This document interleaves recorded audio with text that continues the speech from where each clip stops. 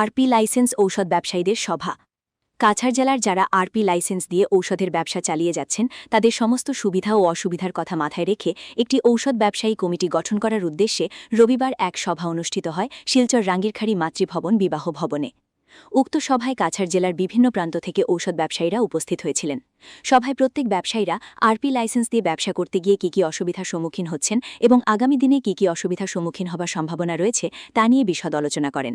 এবং সভায় একজোড়ে আওয়াজ ওঠে যে সমস্ত কাছাড় জেলায় হাজারের ওপরে ঔষধ ব্যবসায়ী আছেন যারা আরপি লাইসেন্স দিয়ে ঔষধের ব্যবসা চালিয়ে যাচ্ছেন, কিন্তু তাদের বিভিন্ন সময় অনেক সুবিধা অসুবিধার সম্মুখীন হতে হয়। কিন্তু এ বিষয়ে তাদের হয়ে প্রশাসন বা সরকারের কাছে আওয়াজ তোলার মতো কোনো নিজস্ব সংগঠন নেই এই আরপি লাইসেন্স ব্যবসায়ীদের হয়ে। ফলে জেলার সব ব্যবসায়ীদের নিয়ে একটি সংগঠন তৈরি করা সময়ের দাবি বলে উল্লেখ করেন সবাই।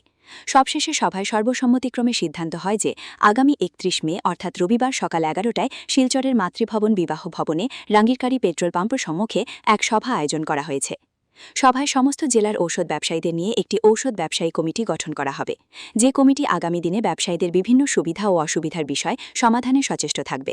তাই আগামী রবিবার জেলার সমস্ত ঔষধ ব্যবসায়ীদের উপস্থিত থাকার অনুরোধ করেছেন সভার আহ্বায়ক সুবোধ দাস। কাছাড় জেলার সমস্ত আরপি লাইসেন্সধারীদের আগামী দিনের সুবিধা অসুবিধার কথা চিন্তা করে এবং সমস্ত সুবিধা অসুবিধার সমাধান কল্পে একটি ঔষধ ব্যবসায়িক কমিটি গঠন করার উদ্দেশ্যে 31/5/26 ইংরেজি